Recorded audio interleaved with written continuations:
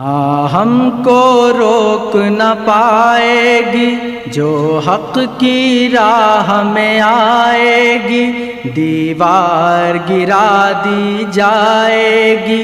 ہم کو روک نہ پائے گی جو حق کی راہ میں آئے گی۔ دوسرا کہتا ہے کہ ہم شیعہ کے اوپر ڈالتے ہیں، یہ ثابت کرنا مشکل ہے۔ پتر کتابیں بھی تمہاری ہیں جن سے ثابت کیا جائے گا، اور کتابیں بھی شیعہ کے ہاں معتبر ہیں، اور ہم بتائیں گے کہ حضرت امام حسین علیہ السلام کے قاتل کون ہیں۔ اچھا، اس سے پہلے ایک بات، جب واقعہ کربلا ہوا وہاں پر نہ تم موجود تھے نہ ہم موجود تھے، اب پھر پتہ کیسے چلے گا قتل کس نے کیا؟ وہاں پر دو طرح کے لوگ تھے، اہل بیت اطہار نمبر 1، نمبر 2 ان کے مخالف کوفی فوج، اس کو یزیدی فوج، شامی فوج، یہ کہہ کر یہ اپنے اوپر سے الزام ہٹانا چاہتے ہیں۔ کوفی لوگ تھے، کوفی، انشاءاللہ بھی حوالے آ رہے ہیں۔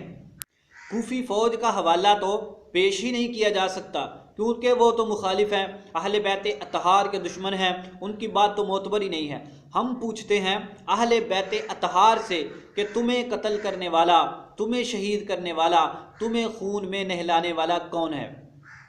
ہم انشاءاللہ بات شروع کریں گے یہاں سے کہ حضرت امام حسین رضی اللہ تعالی عنہ کو خط کتنے لکھے تھے۔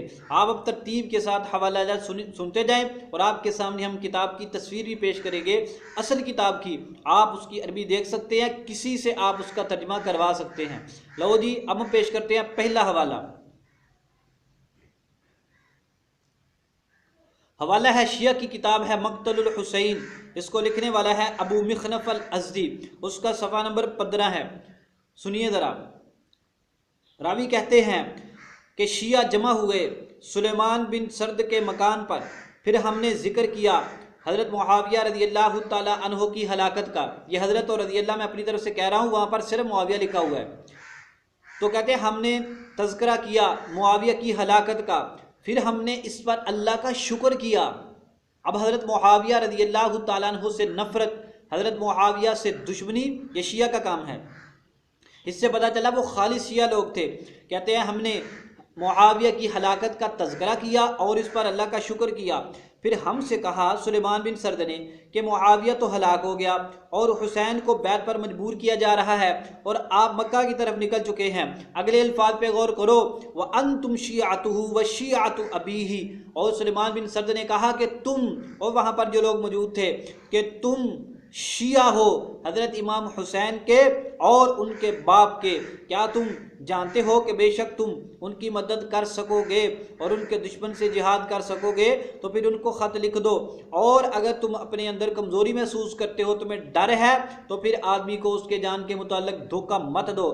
قالوا لا، انہوں نے کہا نہیں نہیں، بل نقاتل عدوہ، ہم تو ان کے دشمن کے ساتھ قتال کریں گے اور ہم ان کے پیچھے اپنی جان دے دیں گے۔ پھر سلیمان سرد نے کہا ٹھیک ہے، فَاكْتُبُوا إِلَيْهِ، لکھو، فَكَتَبُوا إِلَيْهِ، پھر انہوں نے لکھا۔ اور اس کے الفاظ پہ بھی غور کرو اور بندوں کے نام بھی آپ دیکھتے جاؤ۔ بسم اللہ الرحمن الرحیم، حسین بن علی کے لیے سلیمان بن سرد، مسیب بن نحبہ، رفاع بن شداد، حبیب بن مظاہر، وشیعتہ من المؤمنین والمسلمین من اہل الکوفۃ سلام علیک۔ غور کر رہے ہیں آپ؟